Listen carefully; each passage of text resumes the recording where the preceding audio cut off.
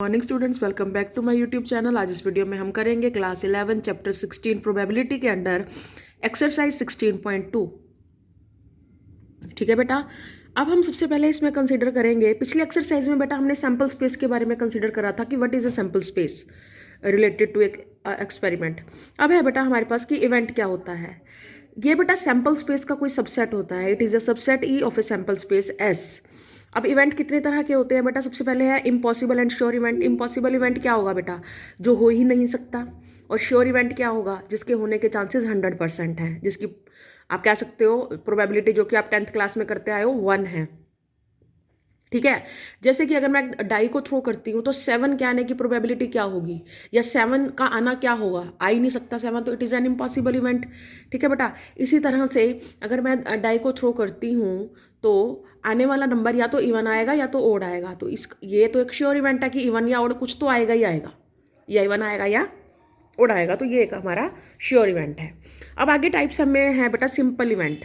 एक event E को मैं सिंपल इवेंट तब कहूँगी जब सैम्पल स्पेस में वो एक ही पॉइंट को स्पेसिफाई करता है, सैम्पल स्पेस के एक ही पॉइंट को डिफाइन करता है ना। जैसे कि मैंने 2 कॉइन्स को टॉस किया तो सैम्पल स्पेस में 2 हेड हैं, एक हेड है, एक टेल, एक हेड और दोनों टेल हैं। ठीक है, अब यहाँ पर एक पॉइंट, मतलब कि अगर मैं ये कहूँ कि इवेंट ऑफ अकरिंग 2 हेड्स, तो सिर्फ एक पॉइंट, ये सैम्पल स्पेस का ये पॉइंट इस इवेंट को स्पेसिफाई करेगा कि the event of occurring 2 heads. ठीक है, तो ऐसे इवेंट्स को बोलते हैं हम सिंपल इवेंट। अब है बेटा कंपाउंड इवेंट। कंपाउंड इवेंट एक इवेंट का जब सैंपल स्पेस के अंदर एक से ज़्यादा सैंपल पॉइंट होते हैं तो उसको हम कंपाउंड इवेंट कहते हैं। जैसे कि अगर एक कॉइन को मैंने 3 बार टॉस करा तो इवेंट ई को मैंने डिफाइन करा कि एग्जैक्टली 1 हेड अपीयर्स, तो एग्जैक्टली 1 हेड में सैंपल स्पेस में से मेरे पास ये सैंपल पॉइंट आएंगे, HTT, THT और TTH। ठीक है बेटा, तो यहाँ पर ये 3 सैंपल पॉइंट्स हैं सैंपल स्पेस के, जो कि इवेंट ई को डिफाइन कर रहे हैं। सिंगल तो नहीं है ना, 3 सैंपल पॉइंट्स हैं, तो ऐसे इवेंट को हम बोलेंगे कंपाउंड इवेंट। अब है बेटा हमारे पास algebra of event, algebra of events.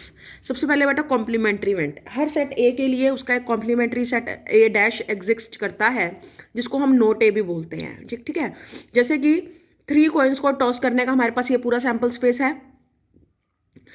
ठीक है, तो इवेंट ए मैंने माना कि ओनली 1 टेल अपीयर्स का इवेंट क्या आएगा, क्या आएगा इसमें sample points HTH, HHT, THH, only 1 tail appears.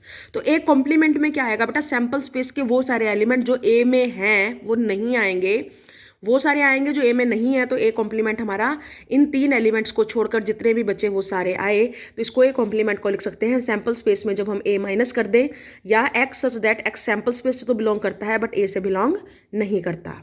उसके बाद है बेटा सेकंड टाइप द इवेंट ए और बी, जिसको कि हमने सेट्स के अंडर ए यूनियन बी भी पढ़ा है। ए यूनियन बी का क्या मतलब है बेटा? ए और बी का मतलब क्या है कि एक्स वो सारे एलिमेंट्स जो या तो इवेंट ए से बिलोंग करते हैं और इवेंट बी से बिलोंग करते हैं। Event A and B, A intersection B की डेफिनेशन है। इसमें क्या कौन से एलिमेंट्स आएंगे? वो जो इवेंट ए में भी हैं और बी में भी हैं, दोनों में हैं, जो वो ए एंड बी में आएंगे। उसके बाद है बेटा the event A but not B, इसको हम ए माइनस बी सेट्स की डेफिनेशन में ए माइनस बी से डिफाइन करते हैं, such that X belongs to A and X does not belong to B. अब है बेटा mutually exclusive events. 2 events A और बी जो कि सैंपल स्पेस एस से बिलोंग करते हैं, उनको हम म्यूचुअली एक्सक्लूसिव कब कहेंगे? अगर एक का होना दूसरे के होने को नकार दे, मतलब occurrence of 1 event excludes the occurrence of the other event, मतलब कि दोनों में से एक ही इवेंट हो सकता है, दोनों नहीं हो सकते, मतलब दोनों का इंटरसेक्शन क्या होगा? 5। ठीक है, उसके बाद है बेटा जैसे कि मैं कहूँ while throwing a dice, event A defines the occurrence of even number and event B defines the occurrence of odd number. Odd number आ रहा है तो इवन नहीं आएगा, इवन आ रहा है तो ओड नहीं आएगा। ठीक है बेटा, तो एग्जॉस्टिव इवेंट्स क्या है बेटा? सपोज करो हमारे पास events E1, E2 and so on, even N events हैं जो कि सैंपल स्पेस एस से रिलेटेड हैं। अगर इन सब की यूनियन सैंपल स्पेस एस के इक्वल आ जाती है तो इनको हम बोलेंगे एग्जॉस्टिव इवेंट्स। अब म्यूचुअली एक्सक्लूसिव और एग्जॉस्टिव इवेंट्स क्या होंगे? ये दोनों डेफिनेशंस कंबाइन हो जाएंगी। ठीक है बेटा, ऐसे इवेंट्स जिनका इंटरसेक्शन 5 है लेकिन उनका यूनियन करने पर पूरा का पूरा सैंपल स्पेस हमारे पास आ जाता है, उसको बोलते हैं हम mutually exclusive and exhaustive events.